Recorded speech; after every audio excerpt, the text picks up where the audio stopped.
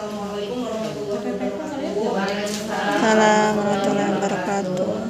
Yang pertama, yang terhormat Ibu Bidan Haja Junadia selaku Kepala Ruangan PK, yang terhormat Bidan Dede sebagai Ketua Dinas PK, dan ruang PK yang saya cintai, terkait ada tugas latsar, karena salah satu tugas latsar yaitu aktualisasi di rumah sakit. Tugas yang diambil kebetulan di ruangan masing-masing, jadi Novia ngambilnya di ruang PK dengan judul optimalisasi persiapan pasien prakulinase dan KSC dengan pembuatan SPO prakulinase dan KSC.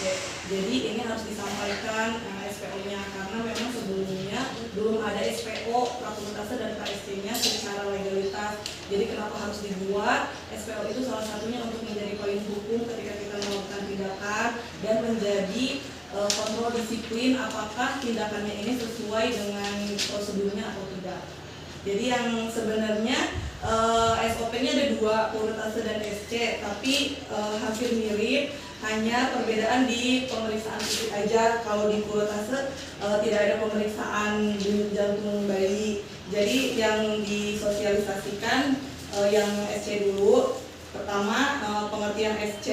SC adalah suatu persalinan buatan di mana janin dilahirkan melalui suatu insisi pada dinding depan perut dan dinding rahim dengan syarat rahim keadaan utuh serta berat janin di atas 500 gram. Tujuannya untuk pasien mendapatkan pelayanan sesuai kebutuhan dan operasi SC berjalan sesuai standar.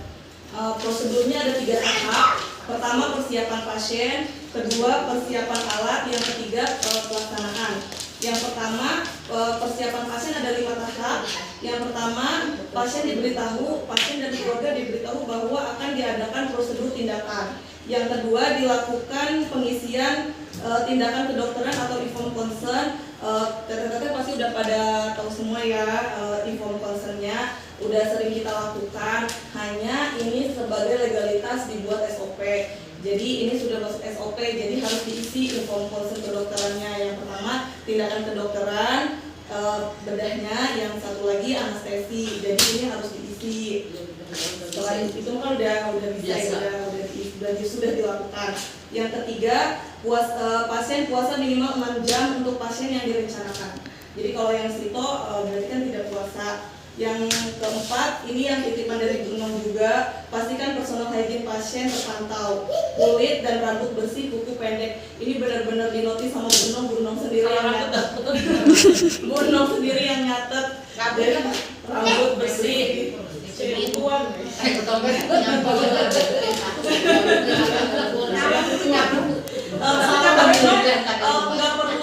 Nggak perlu bidan yang melakukan, cukup dipantau aja. Kalau emang misalkan kukunya pendek, ya diedukasi aja pasiennya, suruh dipotong kukunya panjang, suruh dipotong kukunya gitu. Yang pasang temuan itu kenyataan nggak dipotong sama keluarganya. Iya, nah itu makanya di sini sama gunungnya ditulisnya pastikan personal hygiene pasien terpantau. Jadi bidan harus benar-benar memastikan katanya gitu.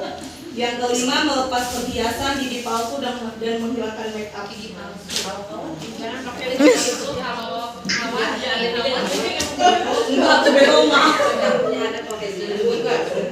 Terus persiapan alat, ada alat infus, gawar kateter, obat premedikasi, pisau cukur, antibiotik, swab alkohol, kapas, tensimeter, stetoskop, doppler, sama termometer. Yang pertama, cuci tangan. Yang kedua, menyiapkan alat di dekat pasien. Itu di troli. Setelah disiapkan alat di dekat pasien, itu kita harus memperkenalkan diri sebelum melakukan tindakan. Itu juga titipan dari Bu Nom, mengucapkan salam dan memperkenalkan diri.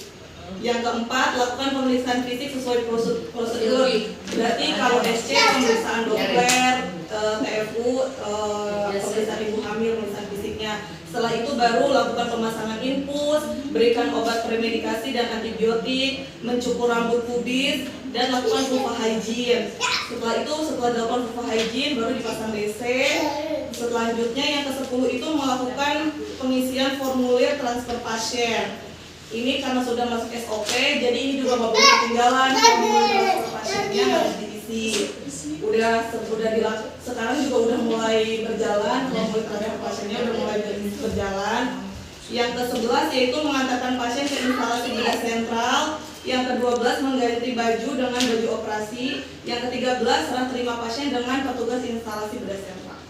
Itu jadi nanti untuk selanjutnya titip buat teteh-teteh yang nanti ketemu pasien persiapan kuret atau SC, minta tolong difoto formulir transfer pasiennya ini buat bukti kalau beneran diisi.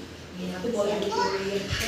Dari keteng berapa itu harus berapa? Udah aja. Iya, yang sebagian udah kemarin udah dapat 5, nanti tinggal sisanya. 5, 10. Ya kalau ada mah kalau lebih dari 5 ya nggak apa-apa, kalau ada kirim aja.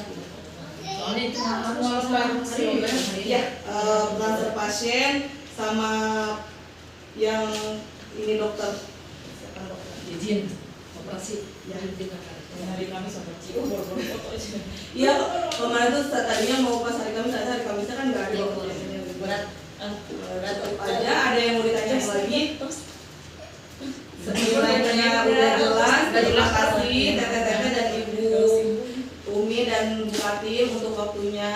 Cukup sekian dari saya. Wassalamualaikum warahmatullahi wabarakatuh. Waalaikumsalam.